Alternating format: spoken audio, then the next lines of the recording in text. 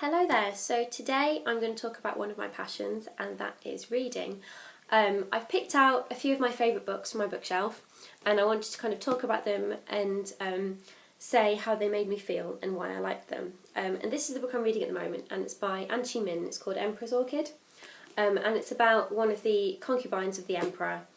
It's obviously in ancient China, and it's one of the concubines of the emperor and how she becomes empress. And so far I'm on page 44 and it's absolutely brilliant, really well written, really good book. It's like in my lunch break at work I usually just watch YouTube videos, and I've just been sat reading, and it's brilliant because I haven't read in a while. I think this is the first book I've read this year anyway, well, reading this year. So yeah, that one, absolutely brilliant. Next one, this is an oldie but a goodie. I love this book so much, and it's Captain Corelli's Mandolin. I've read this over and over and over and over again. My mum gave this to me, or lent it, I don't know if I know she's watching, and if you want it back you can have it. But it's a love story and it's beautifully written. I'm not going to go into too much detail about this, I could talk about it forever, but it's just such a good book, and it's so much better than the film. I always find books are better than the film, but it's just a good read, a nice read, and it is sad and you will cry, but I cry at everything. Next one is Memoirs of a Geisha, and everyone knows the story of this. I just thought that looked quite cool. Everyone knows the story of Memoirs of a Geisha because they've probably seen the film. The book is 10 times better than the film, like hands down. It's about a poor girl who becomes one of the best geishas in China, and it's kind of like the struggles of everyday life, like modern day life, kind of reflect on. It's just one of those books that makes you really think about your life, and I can read it over and over and over again, and it makes me cry. Everything makes me cry, but it's just so well written. And every time I stop reading something, I'll pick this up, read a bit of this, and then it'll get me back into reading again. It's just such a good book.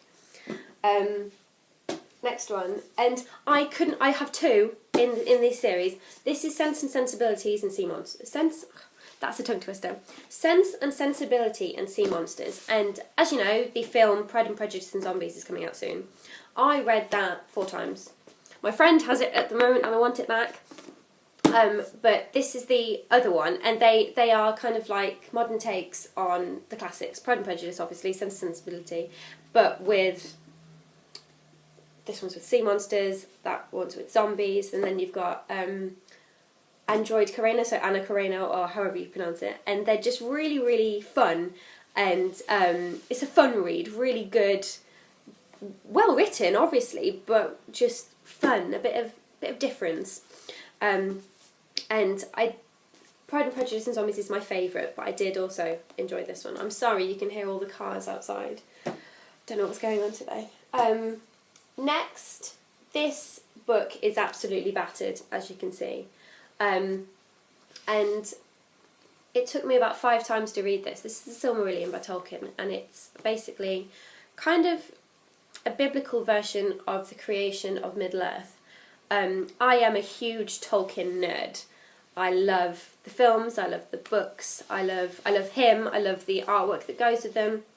And the Silmarillion is one of those books that if you have trouble concentrating, don't read it. You have to keep flicking back because quite a lot of it is in Elvish, and there's different names for things and different names for people. But it's kind of like the Bible for the Bible story for creation of Middle-earth, and that's what I was kind of confused about when I saw that there was going to be a film made.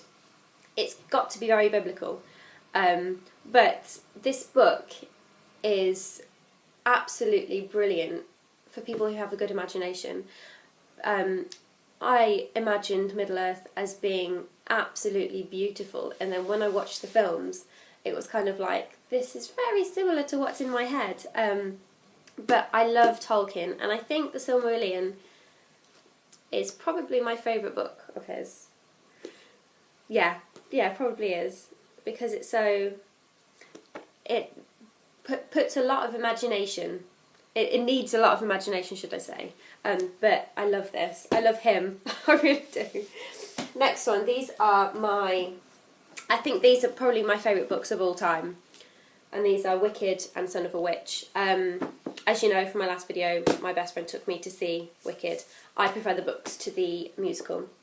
They are dark, they are twisted, they're sad, they're thought-provoking, they make you think about your life, they make you think Dorothy is a bitch, because she is. They are brilliant, and I can read them over and over. I could probably read a book, read that, and then read it again, and then read it again, then read it again, like in the same month. It took me, I don't know, really quickly to read both of them. But the first one is better than the second one. The second one is brilliant. It's a lot sadder, I think, but they just, I think they're my favourite books of all time, definitely. And I've got so much memorabilia for Wicked. I've got candles, I've got jewellery, I've got lunchboxes, I've got posters, I've got, everything. And they really made me think, and I absolutely love them. Both of them, both books, especially the first one though. Right, and the last one. This book is so sad. It's probably one of the saddest books I've ever read. That and The Lovely Bones, probably the saddest books I've ever read. And this is called Still Alice.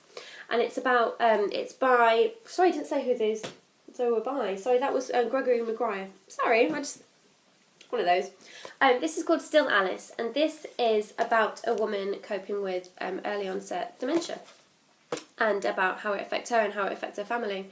And it made me really think that they're all thought-provoking. I think my favourite books, they're all thought-provoking ones. And it made me really think about what would happen if my mum, got dementia or got ill, and how it would affect me and how it would affect my sister. And it's just one of those that just makes you really lucky, feel really lucky for what you have. And I am very lucky to have my mum. Very lucky to have my mum. She's been a mum and a dad for me, and this just made me think about her and just think, how lucky I am to actually have her, and to have her to be completely all there, like sane and not sad and not full of dementia and not ill, and it's just one of those. Sorry to cut. That was a bit deep actually. Right, so I hope you enjoyed this video. Bit of a different one, so not kind of like make up more books to prove that I'm not just a pretty face. Don't just like to do my makeup, I do love to read. So yeah, hope you enjoyed this. Please give me a thumbs up if you did, and please subscribe. That would be great. And have a good day, and I'll see you soon. Bye bye.